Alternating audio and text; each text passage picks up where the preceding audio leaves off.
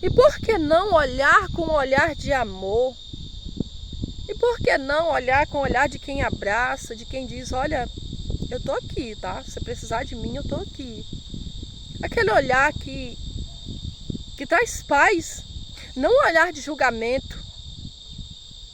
Porque muitas vezes quem está no pecado, ele sabe que ele está no pecado.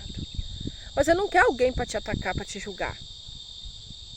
E esse olhar, muitos cristãos têm um olhar até quem está dentro da própria igreja. Às vezes ele olha para o irmão com um olhar de desprezo, com um olhar de... Eu já vi gente que encontrar pessoas na rua assim, se você tiver de calça, se você colocar um brinquinho na orelha, nem para você eles olham, nem Pai do Senhor te dá. Te olha com cara de nojo, que a pessoa fica até sem forças. A pessoa perde até o ânimo de ir para casa, para a igreja. Perde o ânimo por conta daquele olhar. Bicho, fulano me olhou com um olhar que eu me senti mal. Um olhar assim de cima e embaixo, olhou para minha roupa, olhou para minhas vestes. E não vem com essa história de, a gente tem que olhar só para Jesus. Sabe, quando a própria pessoa que faz isso, quando você vai confrontar ele, mas não pode deixar ele para a igreja por causa disso não, você tem que olhar só para Jesus. Temos que olhar realmente só para Jesus. Porque se eu fosse olhar para o homem, eu realmente não estaria mais aqui. Eu já tinha me autodestruído, porque a negatividade contra a nossa vida, as calúnias, o olhar realmente é pesado. Só que as pessoas precisam se confrontar. Não é só dizer, mas tem que olhar só para Jesus. Olhar só para Jesus, sim. Mas nós temos que fazer a nossa parte, parar de olhar para os outros com um olhar que condena, com um olhar de julgamento. A gente é humano, a gente sabe que isso abate sim. Isso entristece sim. Faz com que as pessoas sintam até desencorajadas a ir buscar Deus, sim. Por conta de julgamento. Ai, que fulano tá usando isso, ai, que não sei o que, ai, a doutrina, mas fulano tá fazendo isso, mas fulano tá indo, tá buscando, tá na presença, tá indo atrás. Eu não sei como que aquela multidão chegou até Jesus, mas eu sei que eles estavam lá porque eles queriam ouvir. Eles estavam lá porque eles queriam estar na presença de Jesus. Eles estavam lá porque eles queriam, sabe por quê? Eu estou pregando isso porque Deus me manda pregar desta forma. Pregador que prega só a parte boa, só o mel, só o tome e receba, já tem muitos. E Deus me chamou e disse, eu te chamei para fazer a diferença. Eu não te chamei para ser igual a todo mundo, que vai para a internet, que só toma, que só receba, que só faz isso, mas que não prega uma palavra que confronta, uma palavra que liberta. E tem cristão que precisa sim ser liberto de atitudes que não agradam a Deus, de atitudes que entristecem o coração do próximo, com olhares que matam. Vamos olhar com um olhar. É muito lindo eu pegar uma mensagem dessa aqui, da multiplicação dos pães, e eu só pregar aquela parte linda, aquele milagre grandioso e extraordinário, sobrenatural, aquela parte que Jesus multiplicou os pães, aquela parte que Jesus multiplica e que Jesus vai multiplicar na nossa vida, na minha, na sua vida. É muito fácil, porque toda mensagem só é essa parte, mas tem a parte também que Jesus olhou para aquele povo com o olhar de misericórdia, é a parte que ninguém quer pregar e confrontar, que muitas vezes não estamos no caminho certo, muitas vezes precisamos olhar para nós mesmos, precisamos parar de olhar com o olhar que fuzila, com o olhar que julga. Tem olhar que não precisa nem a pessoa falar nada, só o olhar, o outro já coa. O outro já sabe que aquele olhar ali já é um olhar de ataque, um olhar de julgamento, um olhar de superioridade, um olhar de quem acha que está salvo e que o outro já está perdido. Só quem tem o poder de julgar é Deus. Ele manda a gente falar, pregar a verdade. Mas julgar não, atacar não, deixar de amar não. Tem gente que tem crente aí que se alguém tiver em um lugar e tiver bebido, tiver bebendo, nem lá ele encosta, nem na mão pega, nem um abraço dá. Porque o santo é santo já está se sentindo Deus o Todo-Poderoso, já está se sentindo Deus com o poder de julgar. Não, não posso ir lá não, que eu sou cristão, sabe? Ai, eu não posso sentar na mesa com os pecadores. Mas a Bíblia diz que Jesus sentou na mesa com os pecadores. Jesus teve um encontro com uma mulher prostituta. E não julgou, não atacou. Simplesmente ele disse: o que você está fazendo? Ela entendeu que o que não é certo. E você sabe o que fez aquela mulher sair dali liberta e não pecar mais? Foi o fato de Jesus parar para ouvir ela. Foi aquele olhar de amor de Jesus para ela, aquele olhar de amor conquistou ela. Ela disse: ele é diferente. Eu quero servir a ele, eu quero mudar de vida. Mas não é o dedo apontado que vai fazer ninguém ser transformado e ser liberto, não. Essa geração de crente precisa parar de julgar, de achar que está no pedestal. Não é porque eu estou aqui com a Bíblia na mão, lendo, adorando, buscando a Deus, que o outro que está lá nas drogas é um perdido, não. Ele também tem dono, ele também tem pai, tá? Deus ama o pecador. Ele não ama o pecado, ele abomina o pecado, mas ama o pecador. E sabe o que acontece toda vez que o povo de Israel ficava um coração longe de Deus, pecaminoso? Ele sempre dava um jeito de trazer o povo para ele. Ele dizia: volta para mim, eu estou esperando. Ele enviava profetas, juízes, até ele mandou o único filho dele vir por amor a um povo, por amor a uma nação, por amor a mim e você.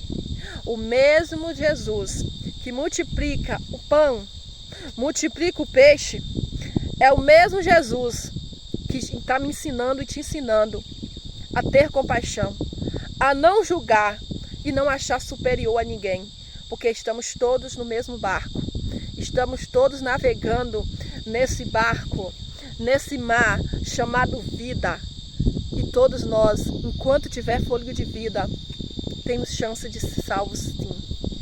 E eu quero convocar essa geração para olhar para dentro de si e se analisar e mudar, porque muita gente, muito olhar de crente está botando o povo para fora da igreja.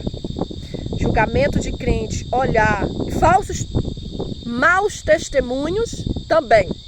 Sabe aqueles testemunhos de crente que dá mau testemunho? Compra e não paga. Peca no oculto e acha que Deus não está vendo. Deus está vendo. Eu lembro quando eu era pequena, eu sempre fui assim, uma pessoa muito diferente. Porque eu sou assim, estranha. E as pessoas diziam que eu era estranha. Falavam, isso é muito estranha. Mas sabe o que acontece? Quando eu via alguém fazendo algo que não, eu sabia que era criança, mas a gente sabe o que a gente sabe. Tem coisa que a gente sabe que não é para fazer. E aí alguém me chamava para alguma coisa assim, tipo, vamos filar aula. Alguma coisa assim que eu sabia que não era para fazer. Aí eu pensava assim, minha mãe pode ser que minha mãe não possa, pode ser que minha mãe não descubra, minha mãe não vê, mas Deus vê. E é isso que eu quero falar para você. Por mais que você acha que os outros não estão vendo, Deus está vendo. Tenha sempre essa convicção. Eu não vou fazer isso porque as pessoas podem até não descobrir, podem até ficar debaixo do pano, eu posso continuar até pregando num pecado, eu posso continuar cantando num pecado, mas as pessoas não sabem. Eu estou lá, dizendo que Deus está me usando, mas Deus sabe. Pode enganar ao homem, ao ser humano, mas a Deus ninguém engana. É tempo de olhar para dentro de si e se analisar e dizer: Senhor, eu quero os frutos do Espírito. Tem gente orando muito, pedindo bens materiais. A hora que eu vou orar com algumas pessoas, eu fico olhando. A pessoa ora, pede, ora por um, por outro. Cadê a adoração? Não estou vendo adorar a Deus, eu estou vendo pedir. Tem um horário sim da gente interceder, tem um momento da gente... Mas tem um momento, tem que adorar. Tem que adorar. Tem que buscar os frutos do Espírito. Tem que buscar os frutos do Espírito Santo. Porque não adianta pedir só bens materiais. Pedir bênçãos e não buscar o fruto do Espírito Santo. Buscar o dom do Espírito Santo, que é o dom de amor, de sabedoria. É buscar a presença do Espírito Santo e buscar Ele e ter Ele como melhor amigo. E ele olhou para aquela multidão com um olhar de compaixão e de misericórdia. E essa geração de cristão precisa aprender isso. Cuidado com o olhar. Cuidado com o olhar. Porque tem olhar que está matando os crentes, matando pessoas. Julgadas. Elas têm medo. Sabe? Eu já ouvi cada coisa, assim, nossa, você está aqui, a gente está aqui bebendo, está dando não sei o que, você está aqui com a gente, conversando de boa, nossa, tem crente que não faz isso. Tá vendo aí? Tem crente que não faz isso. Porque eles sabem que se for para ser igual muitos cristãos, muitos não querem ser. Eles falam, se for para mim ser igual esse fulano, não quero ser igual fulano. Então tá mais que na hora da gente fazer a diferença. Fazer a diferença. Porque muitas vezes pessoas não estão indo para o Evangelho, não estão renunciando ao pecado, não estão indo atrás de Jesus por conta dos próprios cristãos que não faz a diferença. Por conta dos próprios cristãos que não dão testemunho, que não dão um bom testemunho, que dá mau testemunho, e fala, se for para mim ser crente igual fulano, eu não quero. Então está na hora dessa geração mudar. Está na hora dessa geração de cristão começar a dar testemunho, porque não adianta pregar bonito, falar bonito e não dar bom testemunho. Tem que dar bom testemunho. Quem vai evangelizar alguém ao nosso redor, tem gente que cristão topa tudo, mas a família não quer aceitar Jesus, não quer... Gente, quando eu falo de aceitar Jesus, eu falo de... Não é que você não acredita em Jesus. As pessoas não explicam isso. Ah, você quer aceitar Jesus hoje? Não é que a pessoa não tem Jesus. Tem sim, todo mundo sabe do poder, que Jesus é o nosso Salvador. Todo mundo sabe disso. E todo mundo tem a fé nele. Mas quando a gente fala de aceitar, é aceitar que ele conduza a nossa vida. Deixar ele conduzir, não fazer a nossa vontade. Por quê? Porque para a gente servir a Deus, a gente precisa renunciar à nossa vontade. Né? Porque a gente tem as vontades, sim. Tem nossos próprios desejos, nossas próprias vontades. E aceitar Jesus é aceitar que ele conduza a nossa vida, a gente deixar que ele faça a vontade dele, não a nossa. E isso é aceitar. Eu aceitei Jesus quando eu deixo de fazer a minha vontade para fazer a vontade dele, para viver de acordo com a vontade dele. Eu aceitei a partir disso. Mas eu sempre tive Jesus desde que eu nasci. Todos nós temos. Então, às vezes, as pessoas não explicam, não pregam explicando, e aí as pessoas ofendem, ficam ofendidas. Não, mas você está tentando aceitar Jesus, você já tem o Jesus, e ficam bravos, ficam... Eu até entendo essas pessoas, até entendo. Só que é isso, tá? É isso, aceitar Jesus é deixar ele conduzir sua vida. Não é só crer, né? É aceitar também que ele conduza a tua vida, assim como eu deixo ele conduzir a minha, e eu deixo de fazer minhas vontades. Todos nós temos vontades diárias.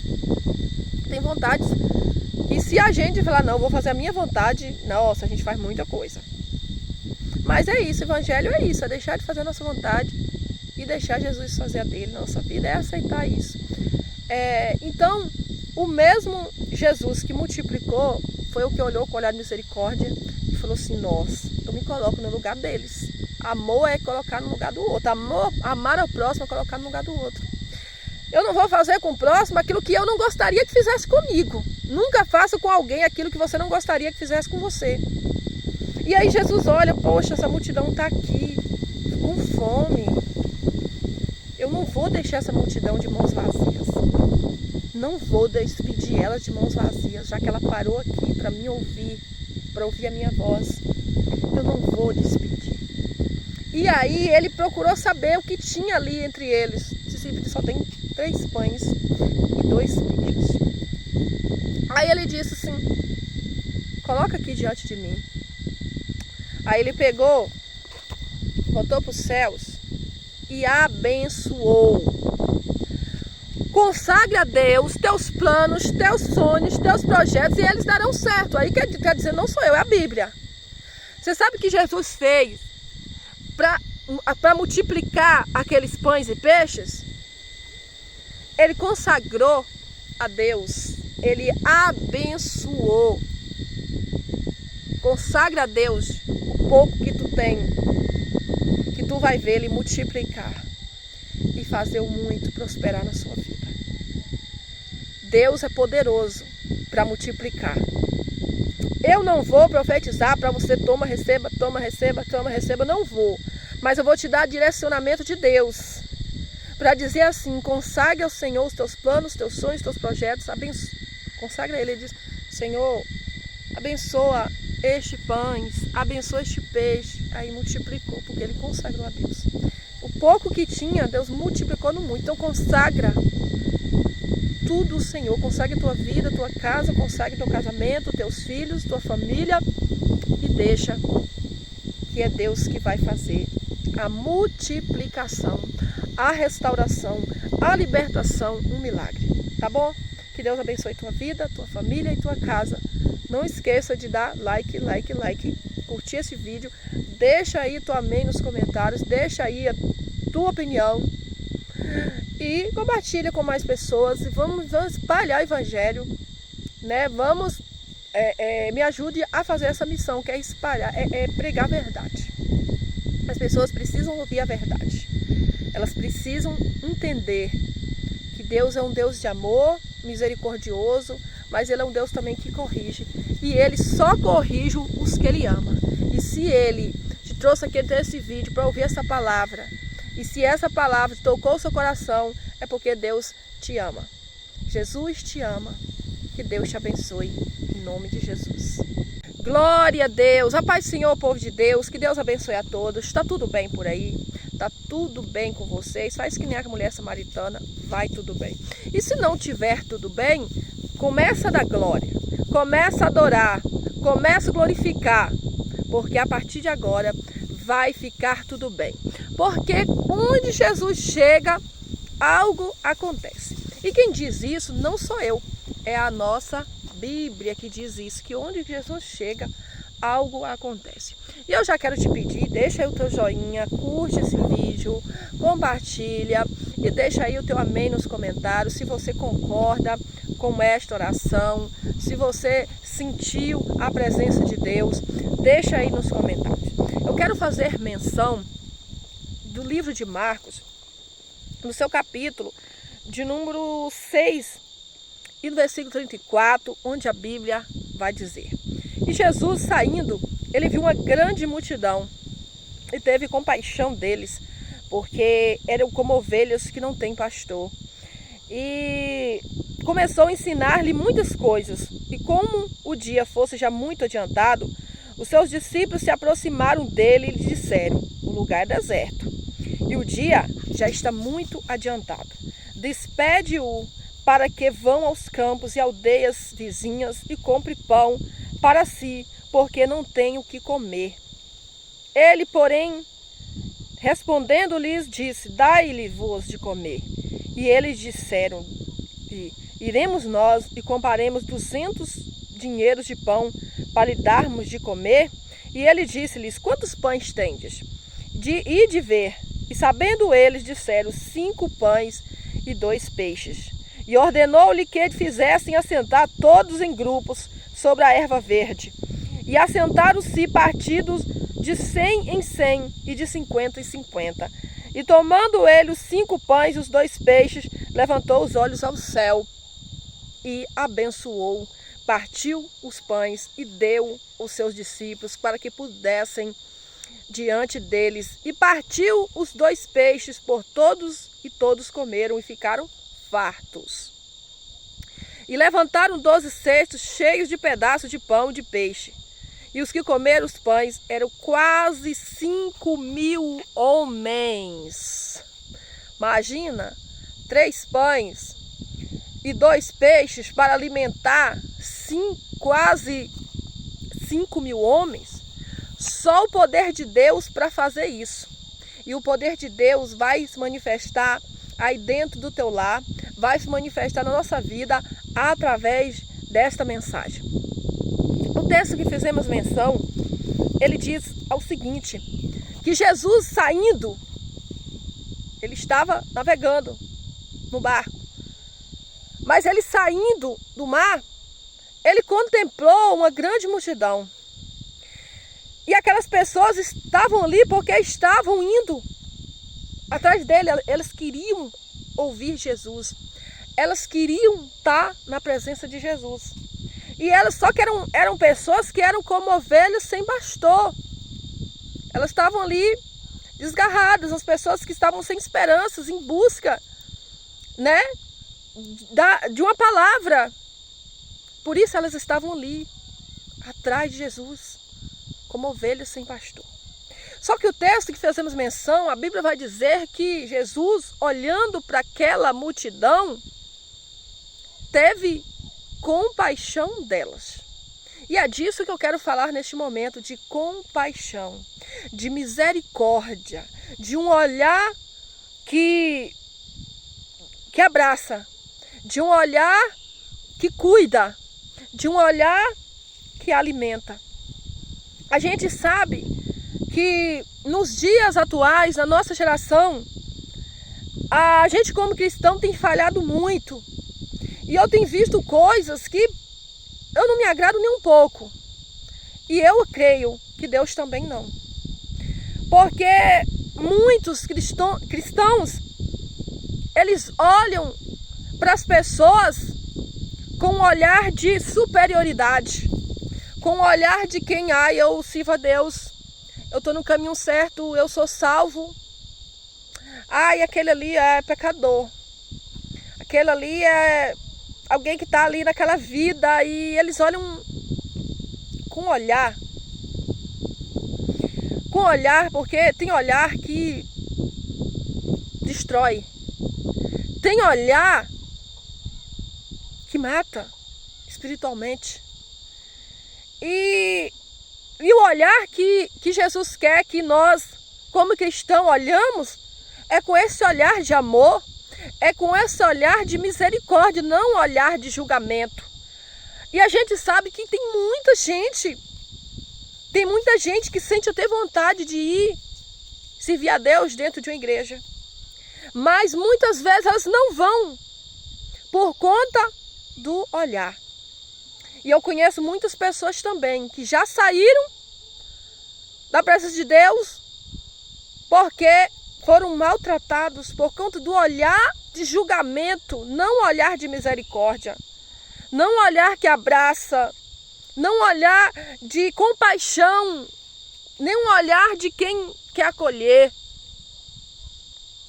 E nós precisamos mudar, nós precisamos examinar nós mesmos, porque a gente vive uma geração de crente que não quer ouvir a verdade. Uma geração que eu mais vejo, as igrejas, elas convidam para pregar, mas elas querem revelação. Elas querem mistério, elas querem que você pregue, que a igreja toda roda no mistério. Mas elas não querem que pregue a verdade. Uma verdade que vai libertar as pessoas. Que vai tirar a cegueira espiritual, que vai fazer com que as pessoas examinem elas mesmas. Uma verdade que confronta. Porque o evangelho que não confronta os erros, não confronta o pecado, esse não é o verdadeiro evangelho. Porque eu aprendi nas minhas psicoterapias, que eu chegava lá e eu ficava frente a frente com a psicóloga e eu tinha a minha verdade. O meu modo, o meu jeito. E aí eu contava para ela a forma que eu agia, o jeito que eu agia, até dentro de casa, até com meu filho, assim. Ela começava a me confrontar. A minha verdade não era a verdade de quem estava do outro lado. E ela começava a me confrontar. E eu confesso que o primeiro dia eu saí de lá brava. Ela está aqui para me ajudar ou para ficar me apontando? Que brava. Pensei em nem voltar mais. Mas eu parei, analisei, olhei para dentro de mim e disse, não, ela está certa. Que mania nossa de querer ouvir só aquilo que a gente quer ouvir. A gente não quer ouvir um confronto, não quer que alguém fale, não, o caminho não é esse, não, você está indo para o caminho errado. Acho que essa forma que você está agindo aí não é a correta.